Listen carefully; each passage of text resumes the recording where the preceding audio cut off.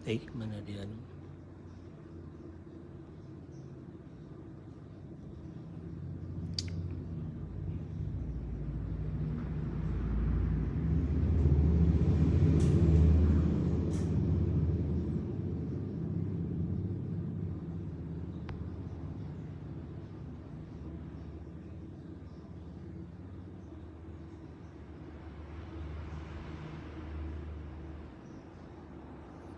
Okey.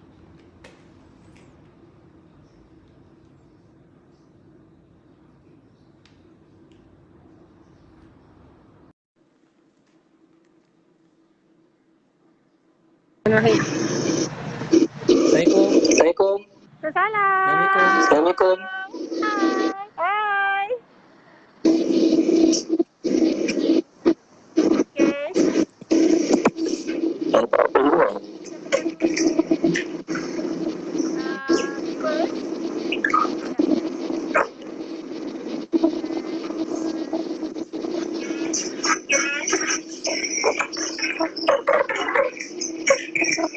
Silakan. Silakan.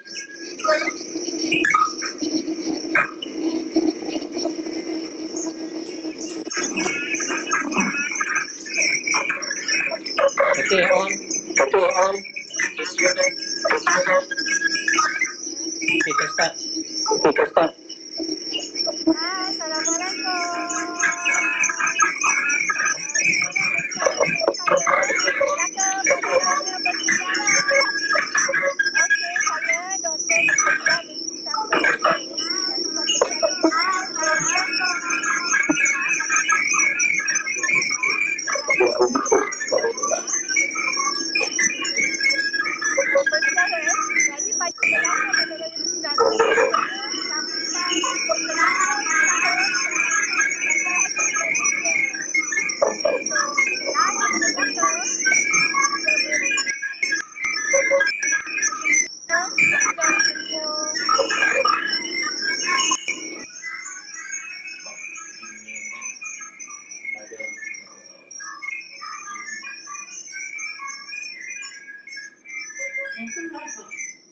pada Melaka pada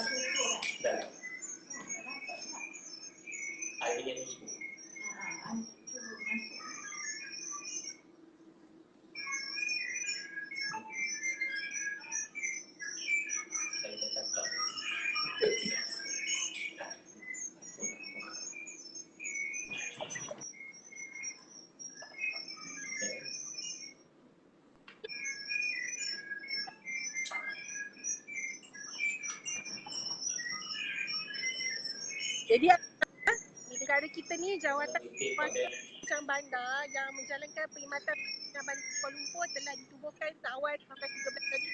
Tapi pada masa tu kita belum ada lagi professional town planner.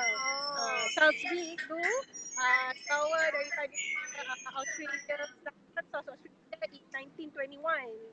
Okay, so that is why 2021 nanti kita akan menyambut 100 tahun perancang bandar di Malaysia.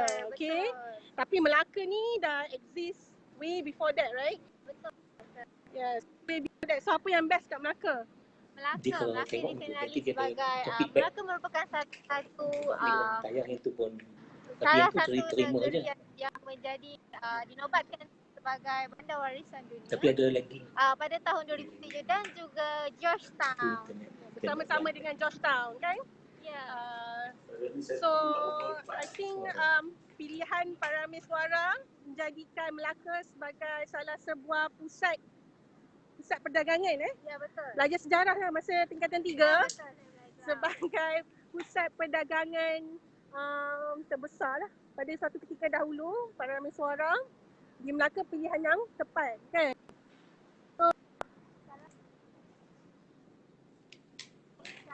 Ya, weekend. So ramai sangat pengunjung datang. Lagipun Melaka dah habis PKP kan. Melaka dah habis PKP kan.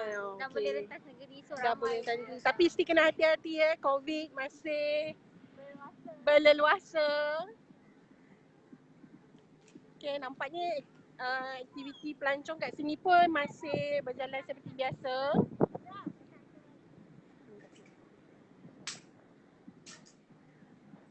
Okay.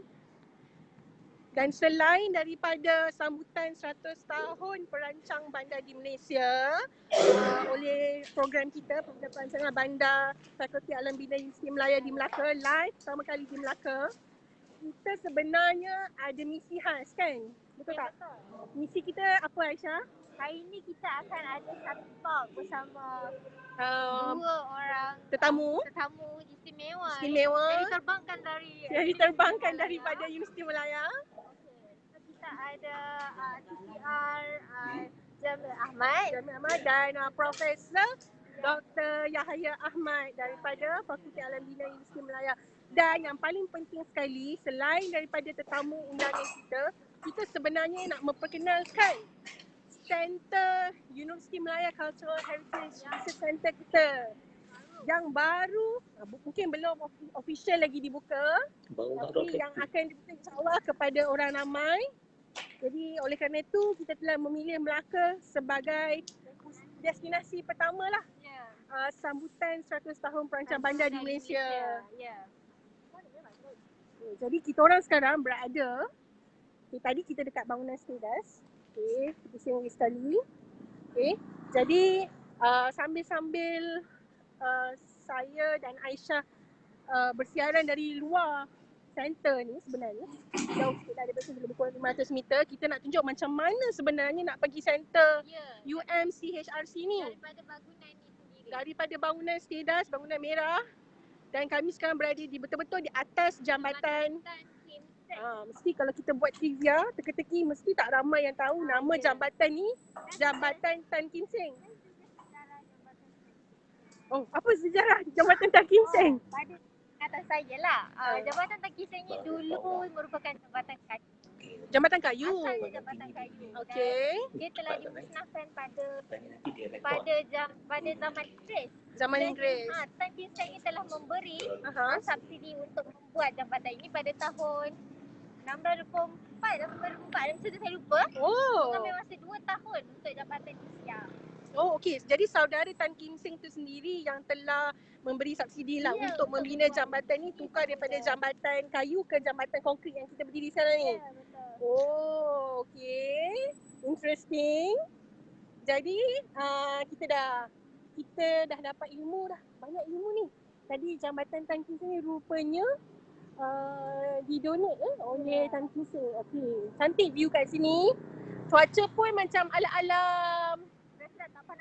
sedap tak panas-panas. Jadi kita jalan pun macam santai-santai, berangin. River cruise Melaka. Okay. So daripada bangunan merah ni Aisyah, kita kita menyeberangi jambatan Tan Kim Seng. Okay. Sampai dah jauh. Okay. Hard Rock Cafe, landmark kita yang pertama. And then kita akan jalan terus ke center sekarang ni. Okay. Senang je nak pergi center, hanya berjalan kaki. Tak penat pun. Sampai ke berhadapan dengan landmark Jonker Street. Sun, gambar ayam kat sini. Warisan Dunia, World Cultural Heritage. Okay. UNESCO. Setakat ni disebabkan oleh PKP, disebabkan COVID juga, kita tak ada dah beramai pelancong dari luar lagi. Okay. Kita nak cuba lintas kat sini. Okay.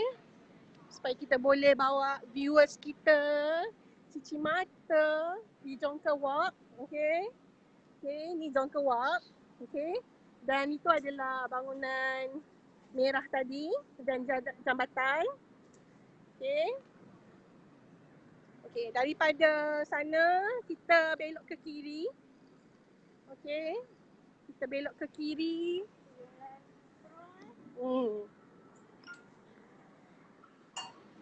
Jadi sambutan 100 tahun perancang bandar di Malaysia ni oleh Universiti Malaya, kita ada buat dalam pelbagai siri tau Aisyah. Oh Yes. So agak meriah lah. Plan Malaysia pun plan, kita Universiti Malaya pun plan juga. Jadi kita akan ada sesi seterusnya di Taiping. Ya, bersama dengan pelajar-pelajar sekolah di Taiping. And then kita akan ada di Universiti Melayu jugalah sesinya. Bersama dengan pelajar-pelajar, apabila pelajar dah boleh masuk ke UM nantilah lepas habis tempoh PKB, insyaAllah bila vaksin dah ditemui kan dan sebagainya, kita doakan. Okay, jadi viewers tadi Aisyah, Apa ni? Dia kalau ada okay, kita jalan dari mana Aisyah tadi? Daripada Jongkir Street. tapi nampak gambar je. Okey. Tengok ada. Yes. Sampai ke Balai Polis. Ya. Jadi kita akan belok kanan dan terus sampai ke UM. Ya. Jalannya pun ada ruang pejalan Round the kaki. corner. Okay. Tu Museum Samudera. Jauh sana. Okay. Sedap pula jalan petang ni. Angin sepoi-sepoi. Dan kita akan belok ke kanan selepas daripada landmark Balai Polis tadi. Jalan kaki je, tengok abang ni pun jalan kaki. Abang pelancong. Okay. Kita akan jalan. Jalan di sini agak kecil tapi tak perlu takut dilanggar sebab apa Aisyah? Sebab hal laju kenderaan di sini pun mereka aware dengan speed yang patut orang jalan kat sini. Sebab memang kat sini ramai visitor. So diorang memang akan bawa slow lah. Okay. Jadi topik A Moment with Time with TPR Haji Jamil Ahmad bersama Profesor Dr. Yahya Ahmad hari ini adalah untuk mengimbau kisah cerita di sebalik pemilihan Malacca dan George Town sebagai World UNESCO Heritage. Okey, kita dah sampai ke center nombor 8. Okey, UM Cultural and Heritage Research Center. Okey, tengok dekat je kan? Okey, kita tunjuk balik daripada sana tadi. Okey, membelok daripada pejabat polis tadi, jalan ke sini, dah sampai berhadapan dengan hotel The Flower ni. Tak jauh pun jalan, sebelah dengan Jonker Gallery. Kita dah sampai dan mungkin tetamu kita pun dah ada kat dalam Aisyah. Okey.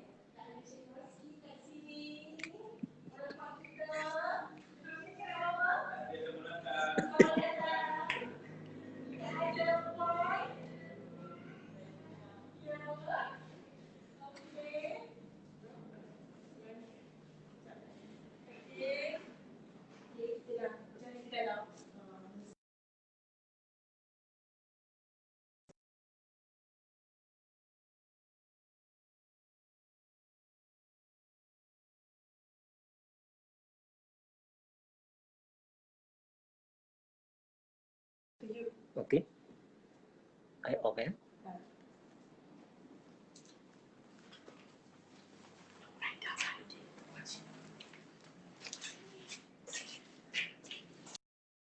Warahmatullahi wabarakatuh. Welcome to Malacca, George Street. Hari ini kita bertuah dan ada tetamu istimewa. Orang ni tidak asing lagi lah. Actually pada warga UN, actually not very no stranger. Even dari segi aspek heritage, Prof. Yahya Ahmad is not a stranger lah to this. Dia nanti mungkin kita ceritakan. First, kita mengucapkan terima kasih kepada Menteri Melayu for allowing this experimental streaming. Because kita feel that this place needs to be shared dengan public. Okay, first let me allow me to introduce Prof. Yahya.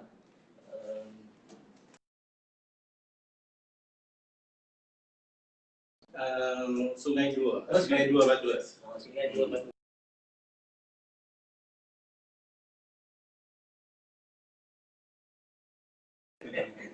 Di ramai orang daripada utara ya. Okay. He start his academic career dekat UM. That was in 1989.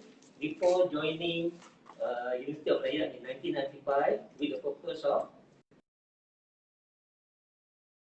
establish the Department of Architecture dekat Faculty of Work and newly formed, University of Malaya. Currently, he is the Director of ASEAN and Public Policy or AUN-DPP-NET.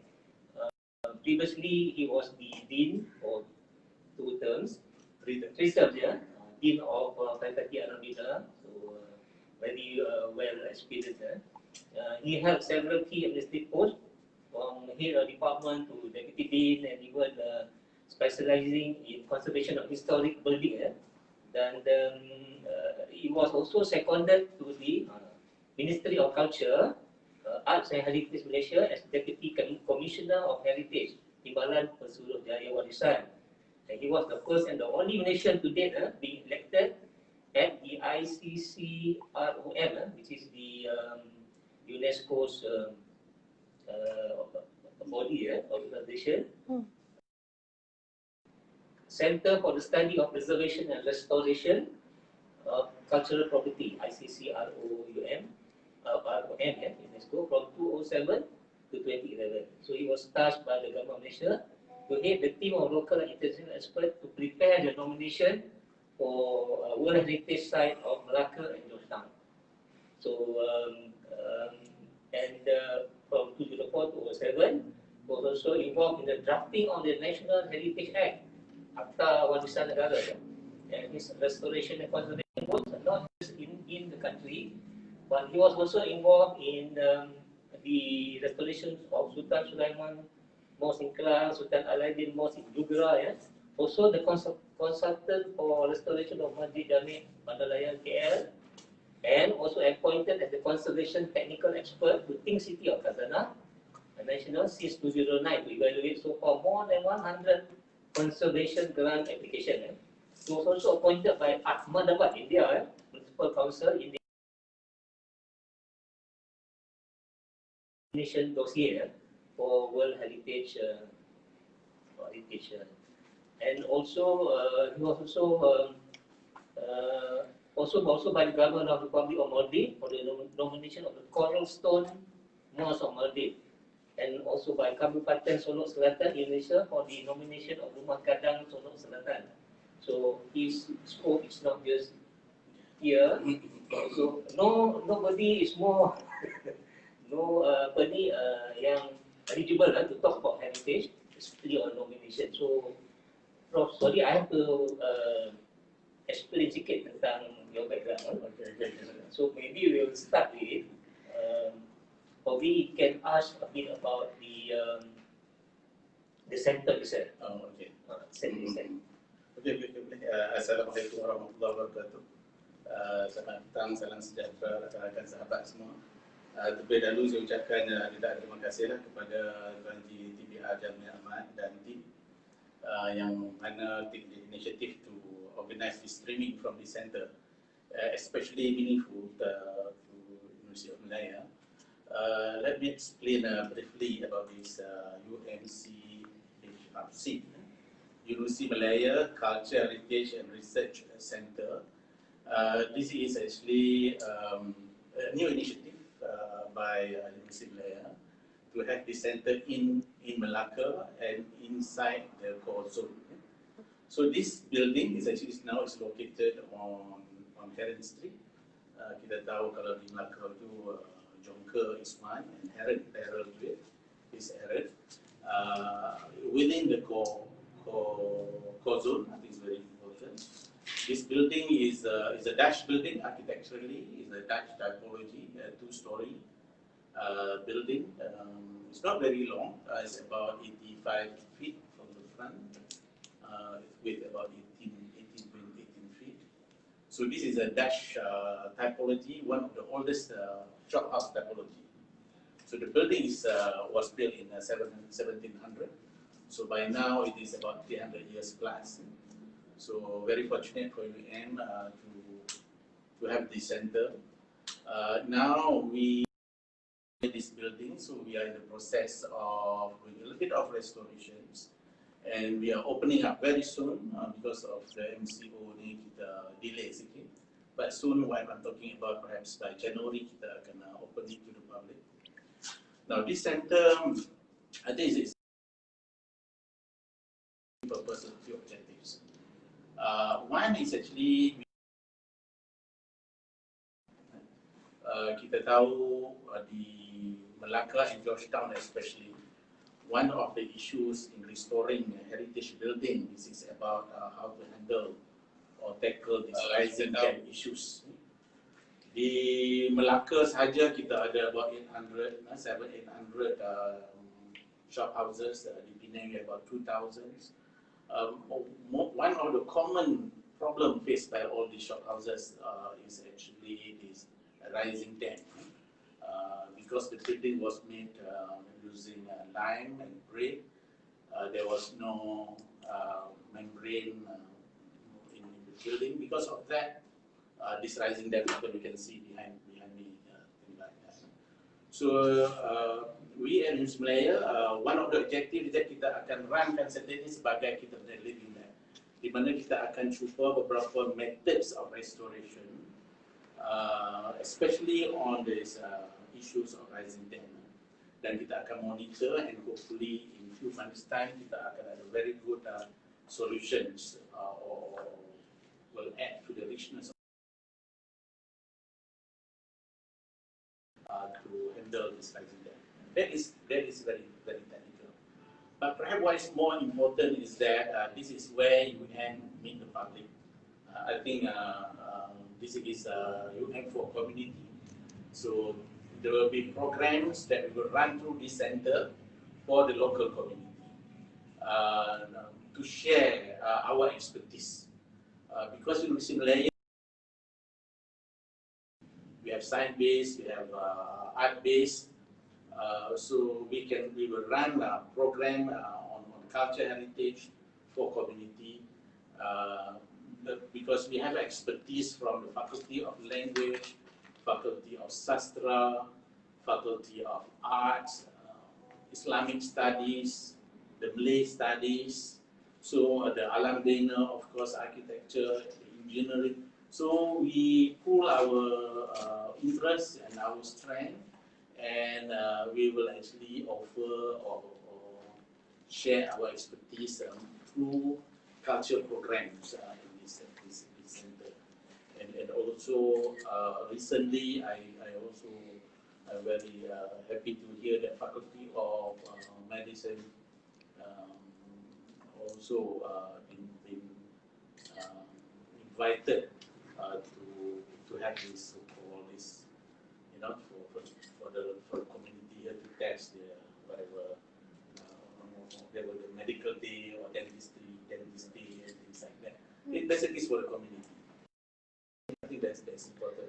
Of course, Malaya as a research university, all the research actually also will be run partly through this so-called satellite center. So I'm hoping this center will be successful for years to come. Okay, before we go to the next question, probably there was a joke. We said the joke is like this. How do you cut Rome into two? How do you cut Rome as a world into two? So the answer is you need two scissors. Okay, let you think about it, what the joke is all about. Anyway, I was when I was appointed to be the director of paper in Penang, so one of my first tasks actually was to look into the proposed nomination for Georgetown to be a World Heritage. Because they were talking about it way before. 10 years ago, MPTP called expert from Germany, but then I think the impetus was, if you want to nominate on your own, probably you won't get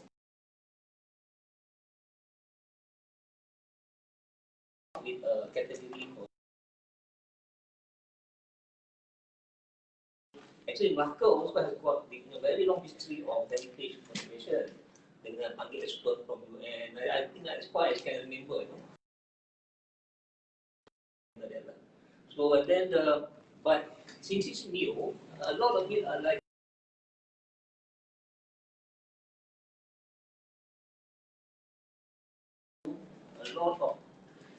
polemics and debate on, especially with the building owners, those yang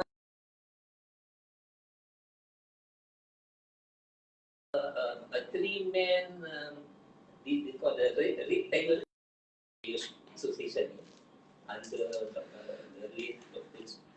Edicho. So dah usah kita player tu. He said okay because he owns a lot of property. Okay, buy one. And on the other hand, his niece in Somalia, Expo for the cultural, Expo for tourism.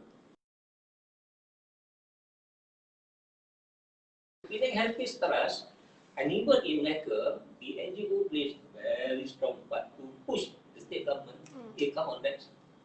So ini nak tanya ni, because I think we were involved as a different capacity at the federal level, whether me and Rosli was at the state level. We were involved at the how do you look? Because I think it took some time, about 10 years after the first before we can get. Can you just certificate from on that part? Yes, very what you have said. The process of nominating Georgetown was a very long experience. Mainly because that was one of our first living heritage that we are nominating as World Heritage Sites. I remember as early as the middle of 1900, 1990s, 1992.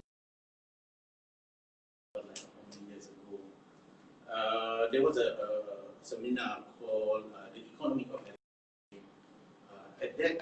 During that seminar, it was mooted to have a serious nomination between Georgetown and Malacca for obvious reason, because Malacca has a long history compared to Georgetown, but richer in terms of architecture. The community also is quite different. So, but as a whole, it was suggested at that time to have a serial nomination. Then that was in about 1997, 1998. I still remember that we attended. Then itu also, I think the nomination first draft, or not first draft, first submission was made to the UNESCO. I think involved very much. I wasn't in the country. I was doing my study during that time. When I came back in 2004, what happened in 2004? I still remember that the director general of museum,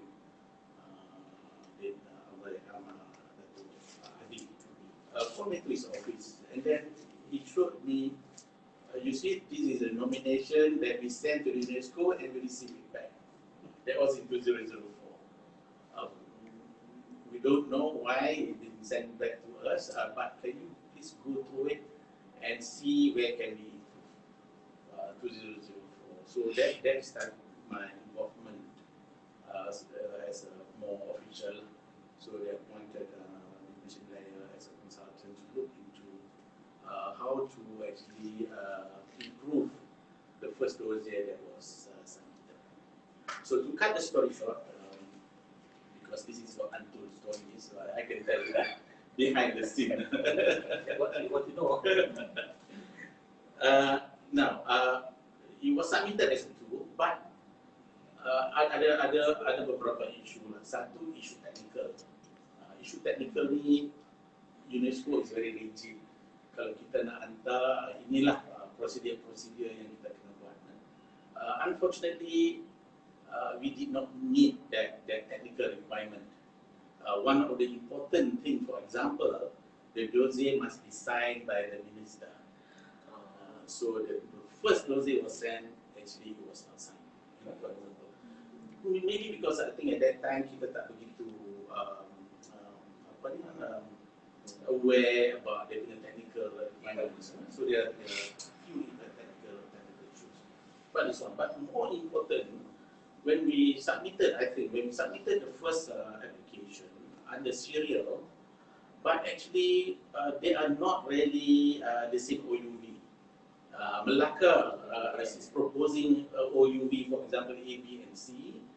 Penang is B, C, and D. So cannot lah. So because this is serial, so it has to be the same. So data will have to be the same. The data is very important. You cannot have a separate part A Malacca, part B Penang, and then we put it together under one cover, and it's not like that. So I think that is the bigger issue.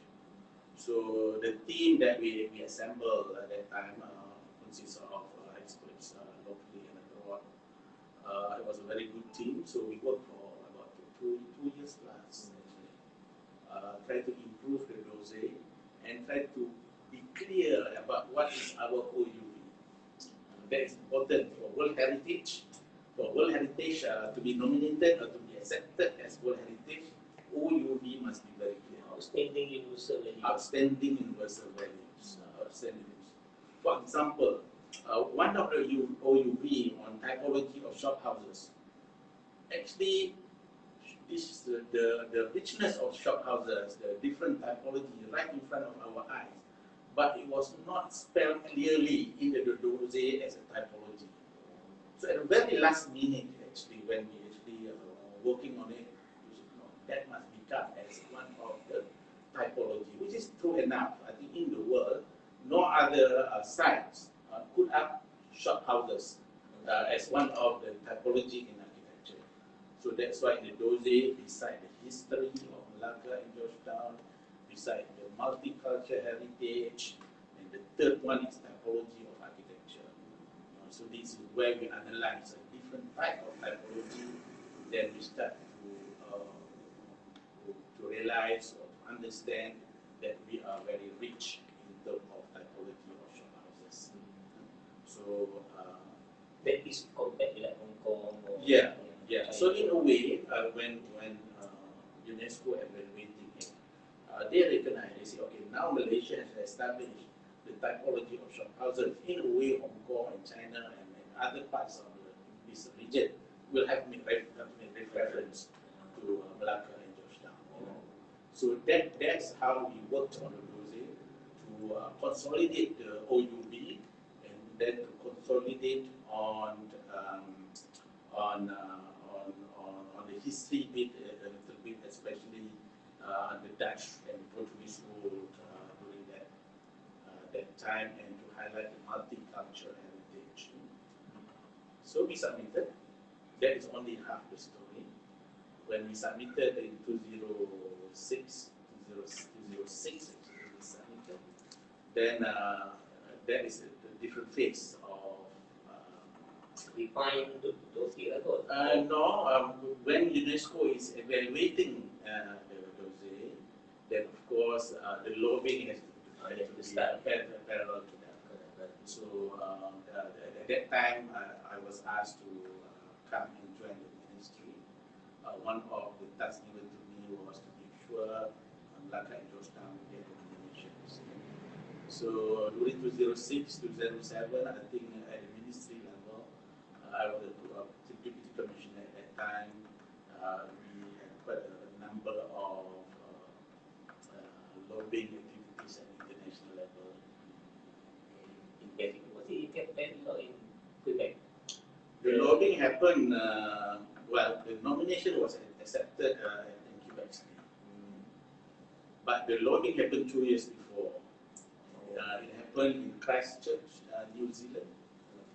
We went a quite big team. We went there. We know that Malacca and George Town will be discussed next year. So a year before, the team went to Christchurch. But UNESCO does not allow us to set up an exhibition or whatnot.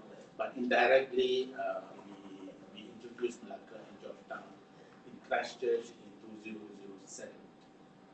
And then 2007 and then 2008 early, we had exhibition in Paris at the lobby of UNESCO office, but not on Malacca and George Town specifically, but on the culture and heritage of Malaysia.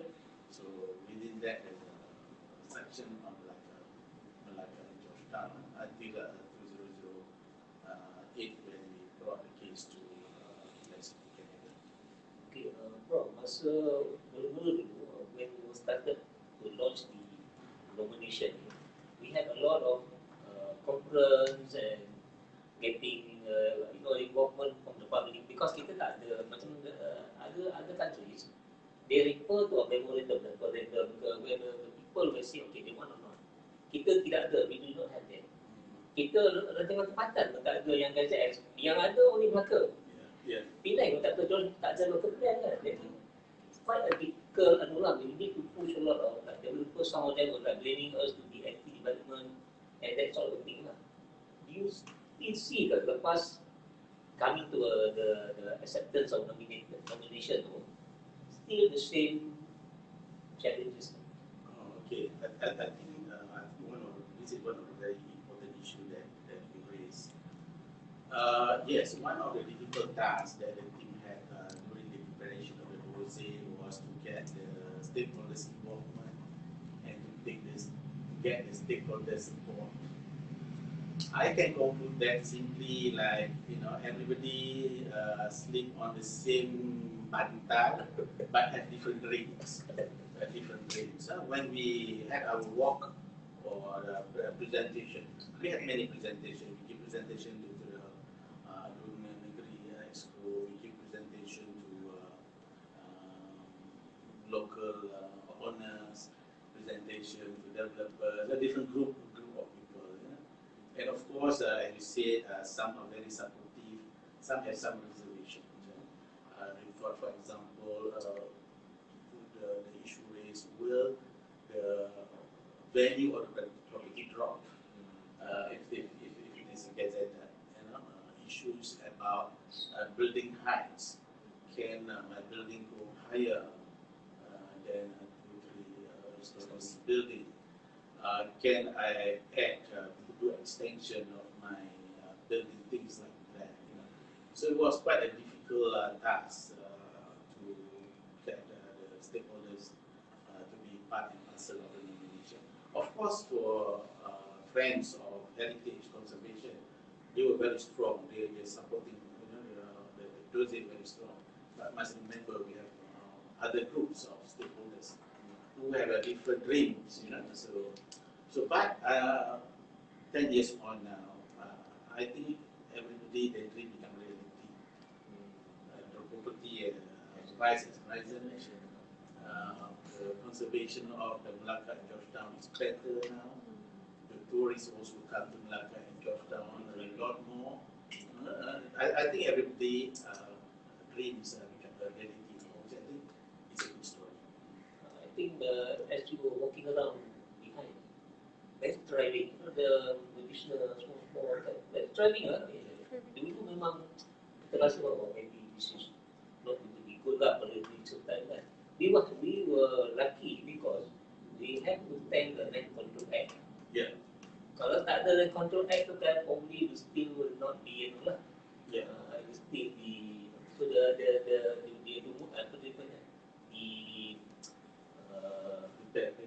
repeal of the act push the state government, okay, but make sure that dia tak ada jadi macam uncontrolled development kind of all this intangible ni, you're going to lose a lot of.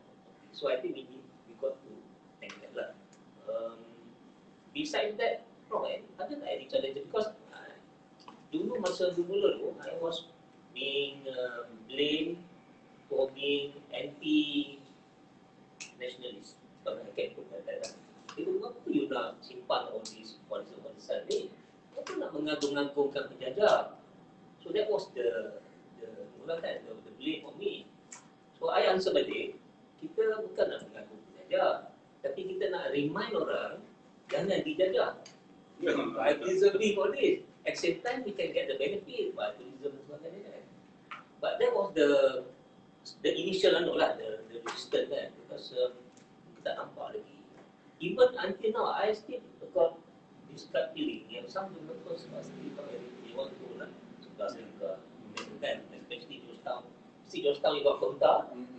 Komta tu tinggi, 60 tingkat, and then the rest semua kita hadkan 5 tingkat saja. So at the same time, we were looking at maybe we can transfer the right ni. Kan? Tapi we cannot do because the competition doesn't allow them. From the Malacca, no, from Malacca pun I think they were facing a lot of application to develop, especially Grace, terutama kan nanti universiti tahu sangat lah universiti dia punya isu kan. So that was actually one of the issues yang bila angle teacher angle art kata kan, this one you cannot allow, now, you know, everything must be proper. They were looking at the proper control and management of it. I think that was very important. Yes. Anything to add on that? I think the probably in the management part is important because this one I think will relate to the way forward. Okay. I think yes, issues of building heights is very real. I know beberapa project di George Town, for example, had to actually reduce the development from so many stories that we used to have. But because in UNESCO World Heritage, beside the OUV that I mentioned earlier, which is very, very important, it has to be unique. And the second criteria is the authenticity.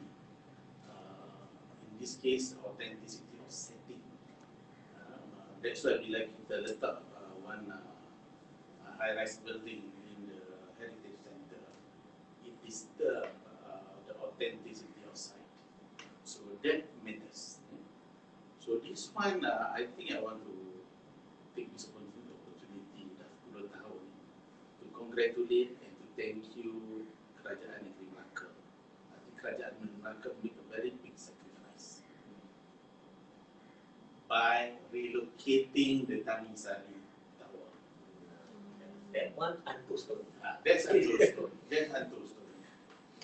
Just months before we did our official submission, months, I'm talking about 2-3 months before we did the official submission, that was in 2006, I think.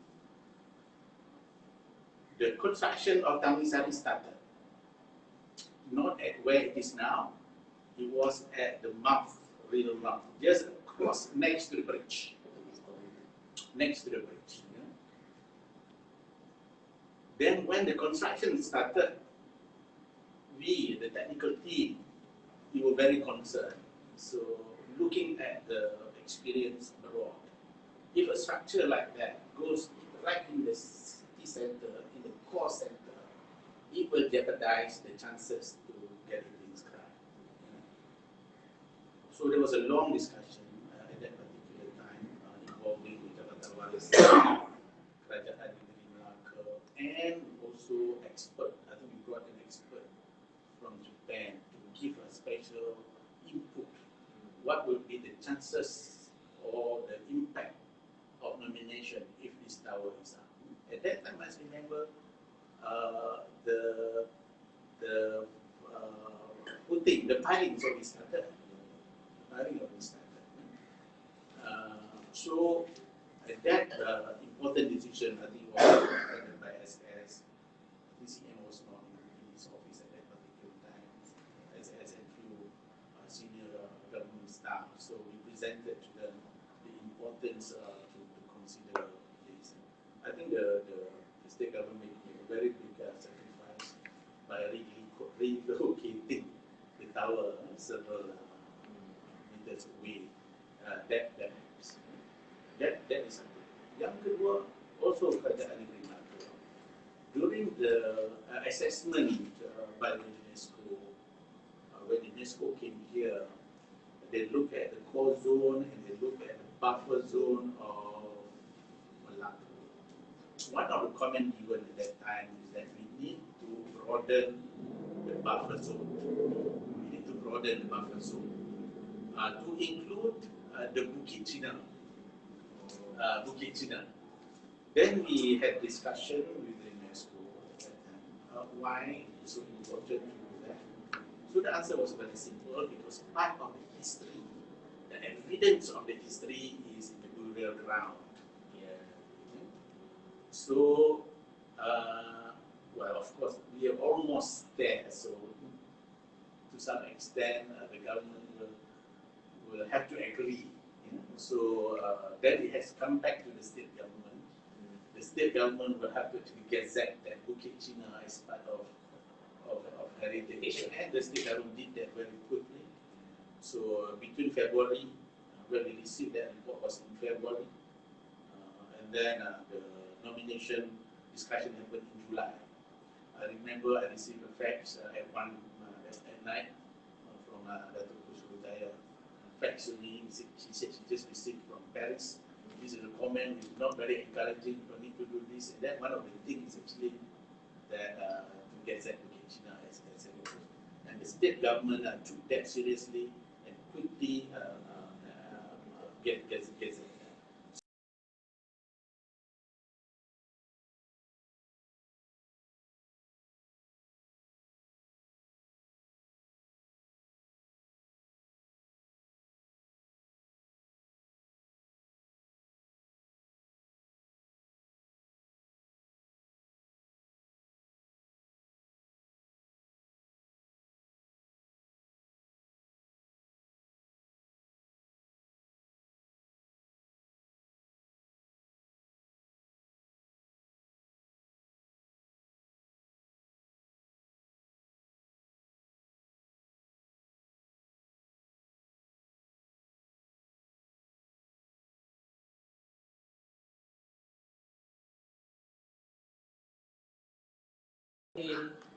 Exactly. So the name was the lucky one. Yeah. Because he gets to go to Quebec. Yeah. And then dia SMS. Kita dah dapat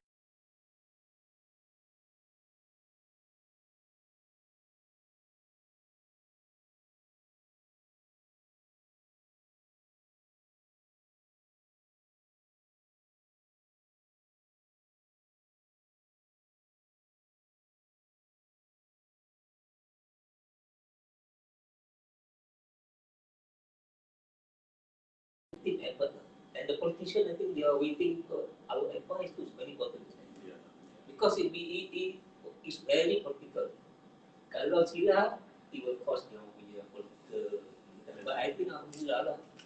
Malacca and George Town, of course, for Penang and the because that's a different reason lah. Mungkin trend kan. Yeah. Tapi I think from in my experience, Kasih Kosukun was Yes. very supportive. Very something. That one I can confirm that. Yeah, Malacca, very supportive. I know the CM almost did. Very supportive because they know it is for the people lah. You see, when we wanted to redefine the core zone in Georgetown, for example, when we walk, from street to street to make sure this is a core zone. It's a truly core zone. At that time, when I reached the key, the five,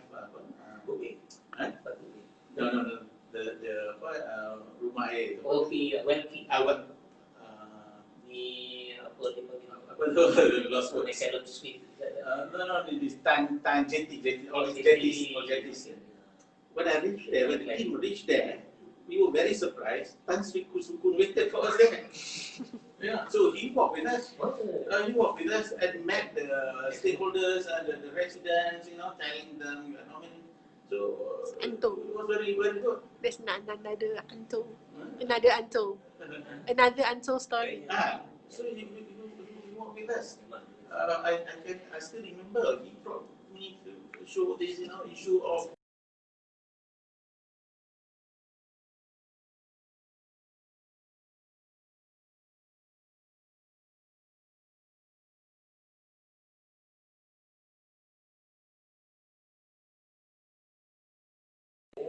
he went to Quebec. That's why when last month when Lucy Melaye had courtesy call to Tito, remember, oh yes, we met in Quebec together. Still remember. He support very much. He went to Quebec with a senior state officials. So I think support from the state, from both states, were marvelous. Yeah, very good. Both Chief Minister and Malacca and also the opposition, when the Lim Guan Eng also support that in our state cabinet to approve the boundary of our nomination, our side. masa nomination of tu dia ada minister lah, bukan apa the continuity tu kena very important lah, because kan once we dapat dia punya nomination tu, itu satu bab nak maintain tu. Yes. Exactly.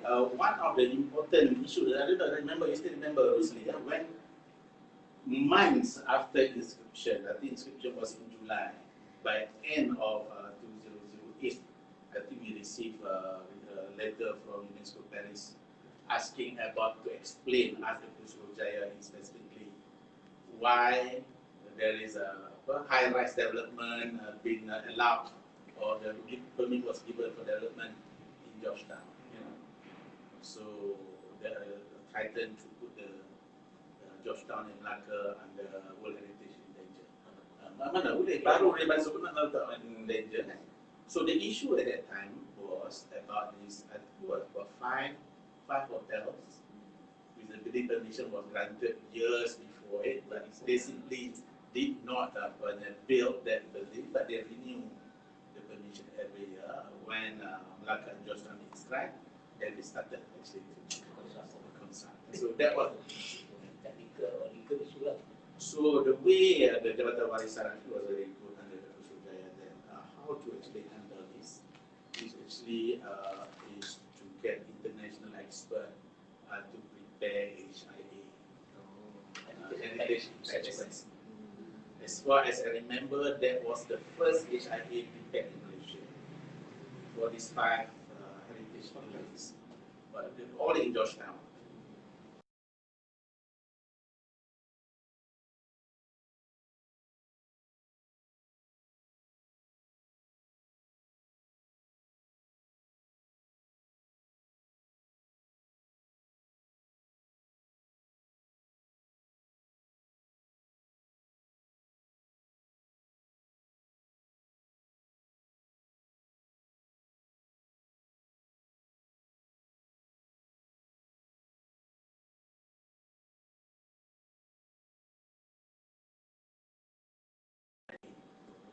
So they did their part. I think they take about several months to do that. I think with that HIA, then I think it helps to explain to the UNESCO what is the impact of that. But I think one of the results, one of the height has to come down some. Yeah. Submission architect also very helpful at that time. They really to make modification to the design. But they like in contra ke macam tak, just come down right.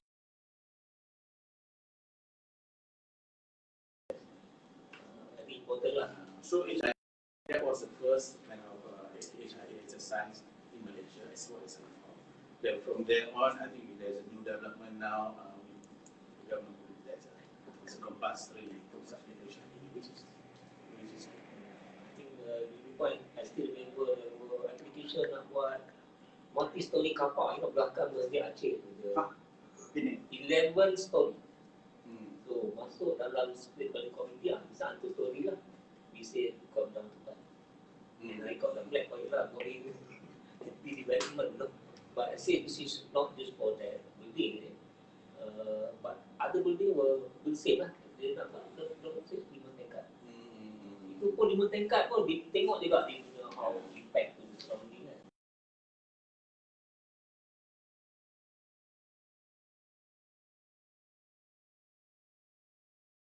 And then they, even Datuk Bandar at that time also had very heavy involvement. So they, one of the tasks is that to make sure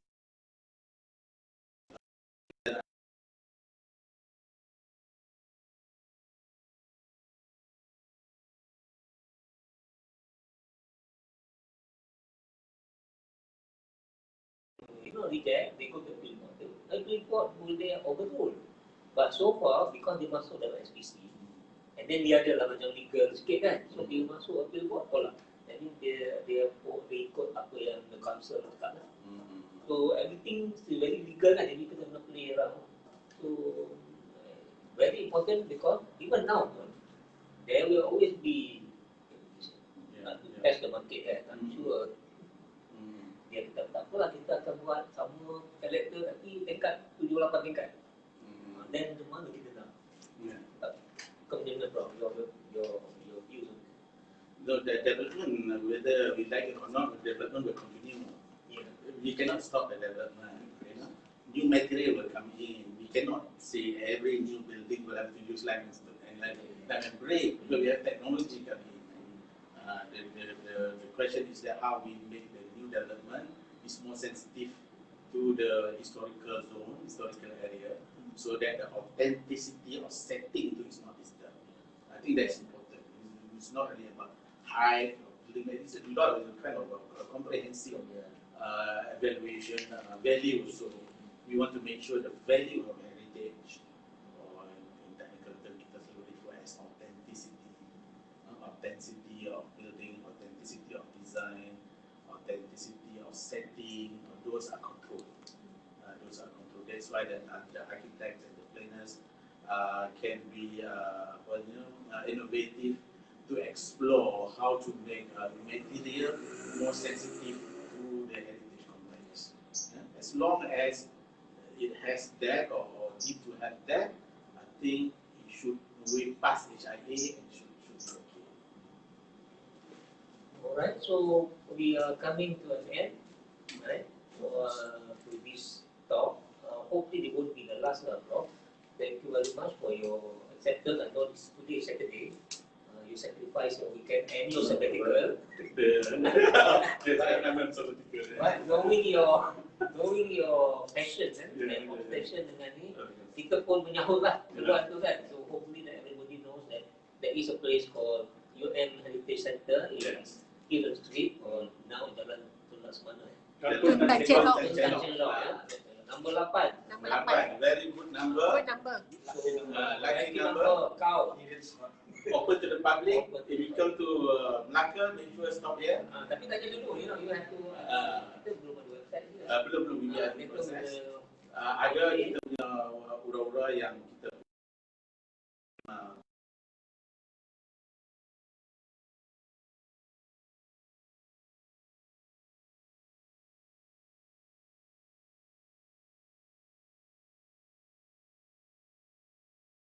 then I had a long discussion with the new Vice Chancellor. He's very supportive, and then with his support, I'm sure this center will be a success.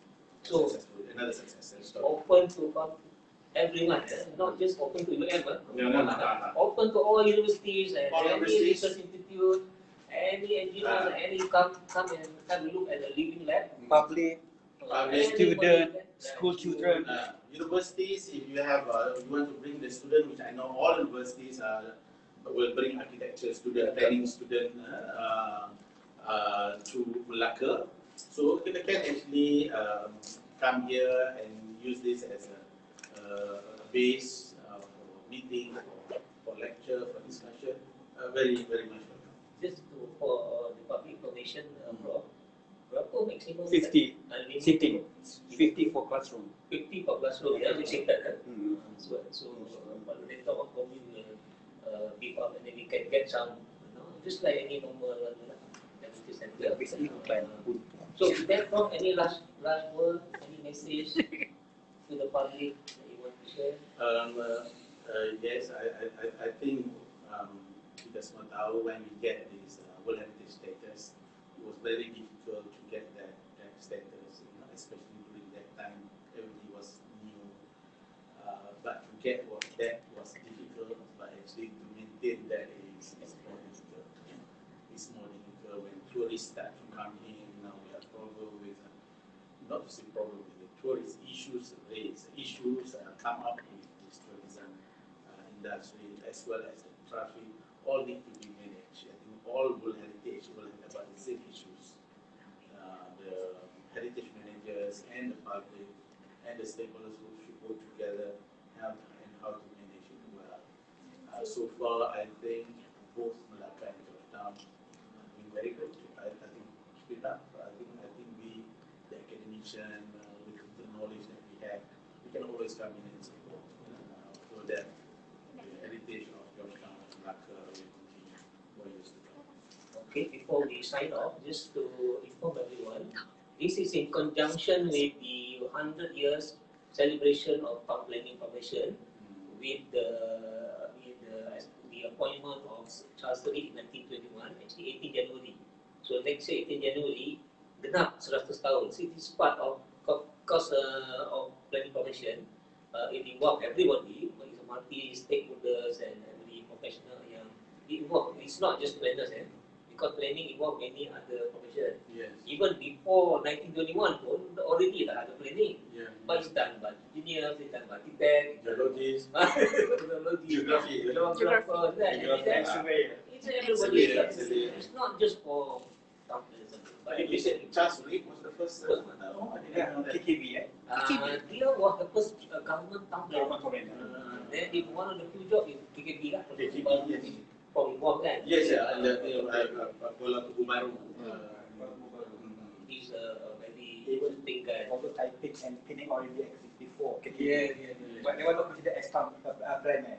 Planning Garden City concept. Yeah. Garden City concept was officially applied in KKB. Right. And typing designed by surveyor. That's right. Oh, Tania, Plan Malaysia, Tania. Planners, kawan-kawan TPR semua ni, Tania, Pak Andrea. Yeay. Kita bicara student planning semua, including my daughter. Okay, everyone.